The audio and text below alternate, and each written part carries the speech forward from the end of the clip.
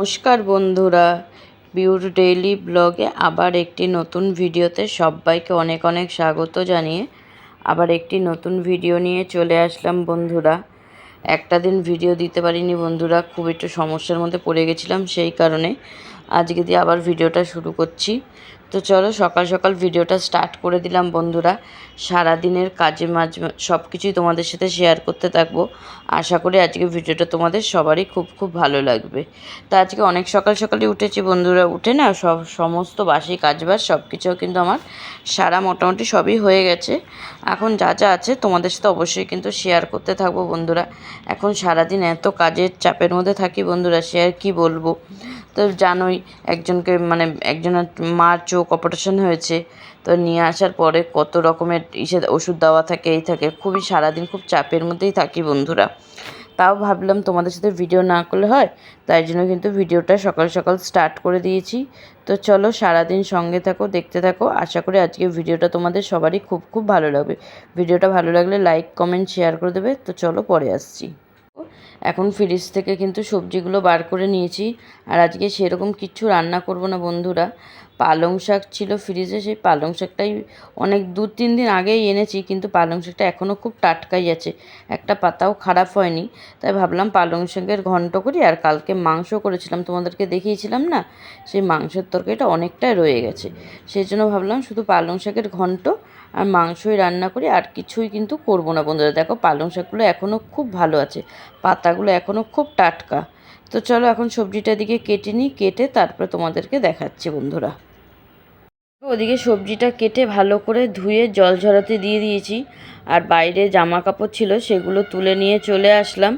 এসে এখন কিন্তু জামা কাপড়গুলো ভাঁজ করে আলনায় গুছিয়ে রাখবো বন্ধুরা। এইগুলোও কিন্তু বিশাল একটা কাজের মধ্যে, সারাদিনে সংসারে কত যে কাজ বন্ধুরা, সে আর কি বলবো। কোনো কাজের আর কোনো কিছুতেই শেষ হয় না, সারাদিন কাজ আর কাজ।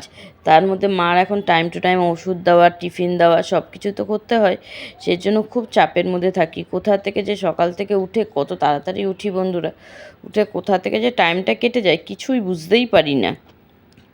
কিন্তু তাও এই কাজগুলো তো করতেই হবে, তাই না বলো বন্ধুরা। তো চলো তোমাদের সাথে গল্প করতে করতে এদিকে কিন্তু আমার প্রায় সব জামা কাপড়গুলো ভাঁজ করে আলনায় রাখা হয়ে গেছে। এবার আমি রান্নাঘরের দিকে যাবো, রান্নাটা এবার চাপিয়ে দেবো, অনেকটাই বেলা হয়ে গেছে। তো দেখো এইমাত্র জাস্ট রান্নাঘরে আসলাম, আর এদিকে কিন্তু রান্নাবান্নাটা চাপিয়ে দিয়েছি। আর আজকে সেরকম কিছু রান্নাবান্না করছি না, ওই জন্য আর অতটা টেনশানও নাই, তাড়াতাড়ি রান্নাবান্নাটা হয়ে যাবে বন্ধুরা। ভাবলাম ভাত আর শাকটা চাপিয়ে তারপরে ঘরটা মুছবো, সেই কারণে আগে আগে কিন্তু রান্নাটা বসিয়ে দিলাম। আর ঘর মোছার মধ্যে আমার রান্নাটা হয়ে যাবে, তাহলে অনেকটাই কাজ কিন্তু আমার এগিয়ে থাকবে, তাই না বলো বন্ধুরা। আর আজকে সেরকম এক পদই রান্না করবো, আর বেশি কিছু করব না। কেন বলো তো বন্ধুরা, বেশি রান্না করলে খাবার দাবার ওঠেও না, বেশি রান্না করে হেজাহেজির থেকে অল্প রান্নাবান্না করাইটাই ভালো। আর শাকটা আমাদের বাড়িতে সবাই খুব পছন্দ করে, সেই জন্যই কিন্তু শাকটা করছি। সমস্ত সবজি দিয়ে পালং শাকের ঘন্ট আর ভাত, আর কালকের তো মাংস ফ্রিজে রয়েছে, সেই কারণেই।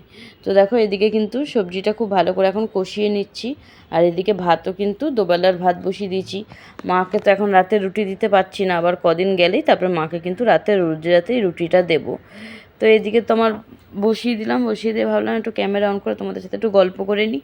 এরপরে কিন্তু ঘরটা মুছতে যেতে হবে বন্ধুরা।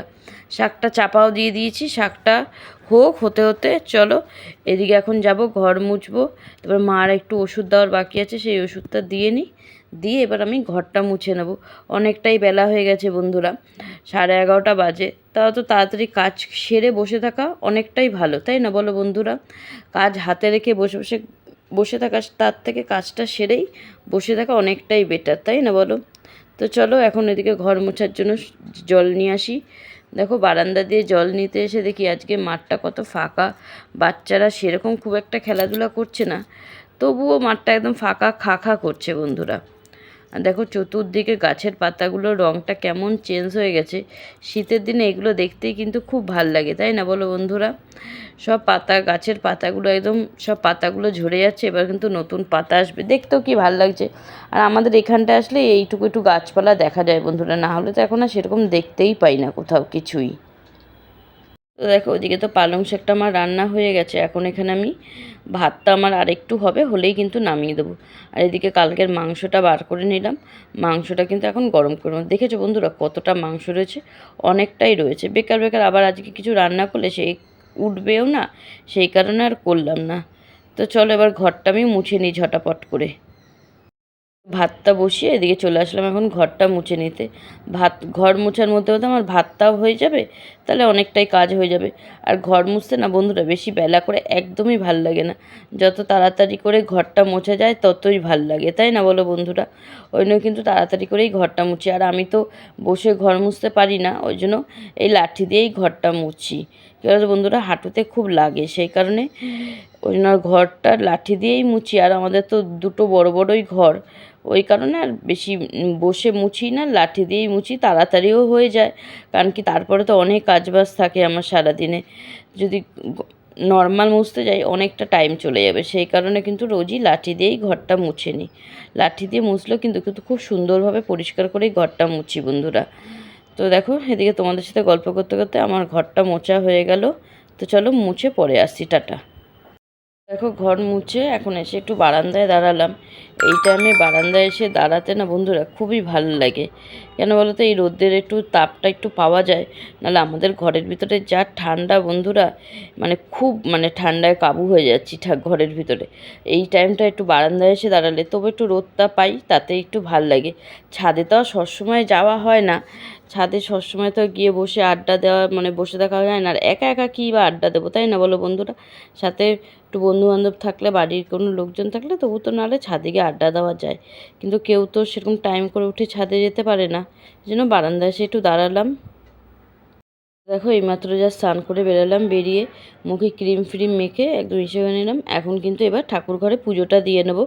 গোপাল সোনা তো নেই, গোপাল সোনা তো মামা বাড়ি গেছে। তোমাদেরকে তো অবশ্যই বললাম আজকে যদি পারি তোমাদেরকে গোপাল সোনার ভিডিও দেবো।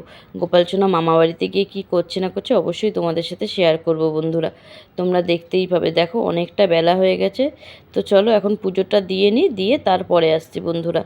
তো চলো টাটা বন্ধুরা, পরে আসছি, পরে আবার কথা বলছি, তোমাদের সাথে গল্প করছি। শুভ সন্ধ্যা বন্ধুরা। তো দেখো সন্ধ্যাবেলা আজকে গোপুসোনার সাথে দেখা করতে গেছি। আমি অনেকটাই লেট করে গেছি বন্ধুরা, তার জন্য আমাদের গোপুসোনা ঘুমিয়ে পড়েছে। দেখো কি সুন্দর ঘুমাচ্ছে, ঠান্ডার মধ্যে কম্বল গায়ে চাপা দিয়ে নিশ্চিন্তে একদম ঘুমিয়ে পড়েছি গোপুসোনা। আমি তো একটু মামিদের ঘরে গেলাম, একটু গিয়ে বসলাম।